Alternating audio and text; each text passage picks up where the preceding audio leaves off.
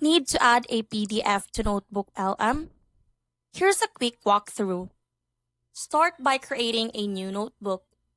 When the source window opens, select PDF.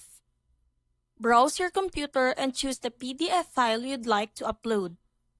Once you've selected the file, NotebookLM will begin importing and processing the content.